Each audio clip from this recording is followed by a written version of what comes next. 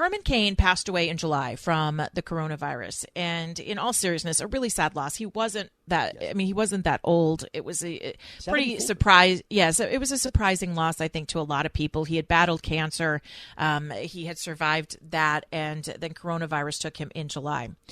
But as of today, the reason Forbes is talking about Herman Cain is that his Twitter account issued 2 attacks on Joe Biden and Kamala Harris on Wednesday, so yesterday, and then early this morning, appearing to make good to those who are watching it on the Cain's family's vow to use his platform to share the information and ideas he believed in. Now, Whitman and I were just kind of talking about this off the air, and some of the best discussions there actually are carried over on the air.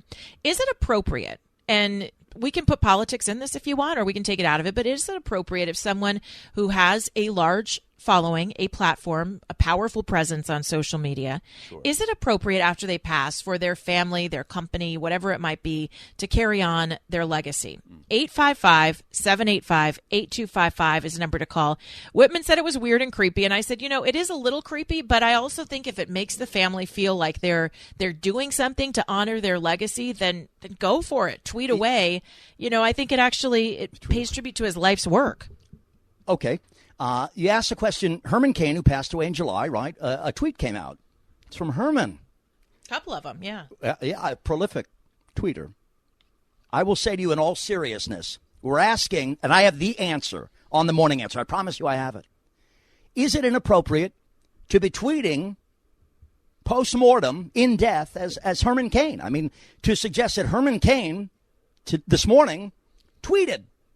Now, I'd answer that, but my mom's on the phone, so I have to step away for a moment. No, but in all seriousness, I actually think, given the context, that it's the family who's behind it and not like the campaign or... Well, how about this? The ghost of Herman Cain. I mean, this is what we think about. It's the ghost of Herman Cain that is that is what you would think if someone has passed. The family, I think, said that they wanted to carry on his legacy. And in that respect, I think that it actually is kind of appropriate and actually kind of sweet, because it's probably making them feel better. It's making the work that he did to build a powerful platform where people listen to him because of his experience in the business world and certainly in the political world, that he still has power. Even though he's not physically here, he can still be out there, and I think in some strange way that provides comfort. Perhaps. Well, I understand that, and by the way, grief is very personal, and people will deal with it in all sorts of ways. A tweet from Herman Cain. I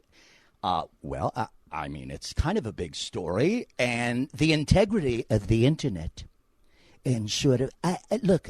That's a mean question. You're a very mean question, Herman. I sent him a friend request. He accepted. It's like a great guy. One of the great guys.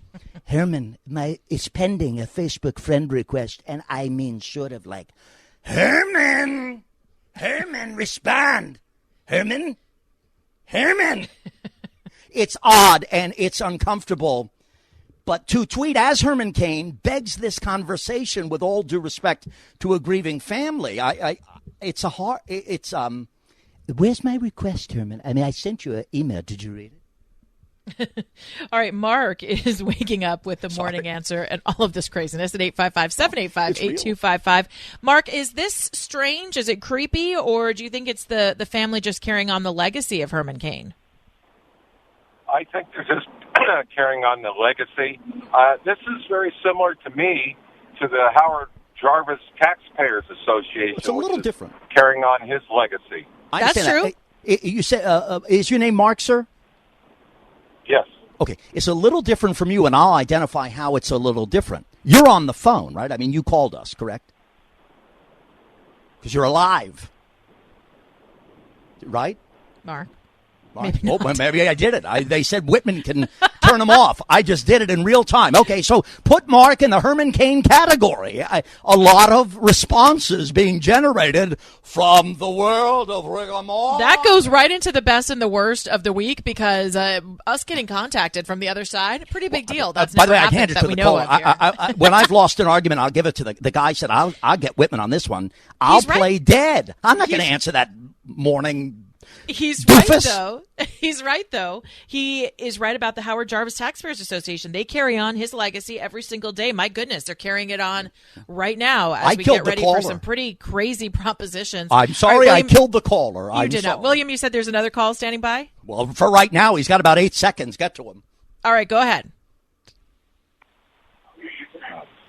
Agnes? Agnes.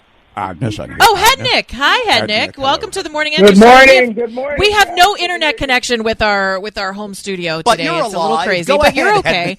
Is this weird, or is this appropriate for Herman Cain's family to take on his Twitter persona? My personal feeling is that it's just inappropriate. I'm thinking of Ron Reagan Jr. taking on the responsibilities of the great Ronald Reagan, our late and great president. Well, they obviously have differing views. What if Michael Reagan did it? Michael Reagan, his son, that shares the same views as Ronald Reagan. Would that be okay? This? How's this a rule? And that's a fair assessment. But would you feel comfortable having Ron Reagan Jr. with his different political opinions spouting the political rhetoric that he supports? No, but I think it would be about carrying on the legacy, Hednick. Thank you for the phone call. We're actually up against a break. I think it would be about appropriately carrying on the legacy of the person, not just hijacking the account. Quick rule. That would be a little different. Quick rule. When I'm not here and I've passed, I promise no tweets. I'm going to tweet for you. Absolutely. Okay, and it'll be like, I love Trump, MAGA. It'll be great.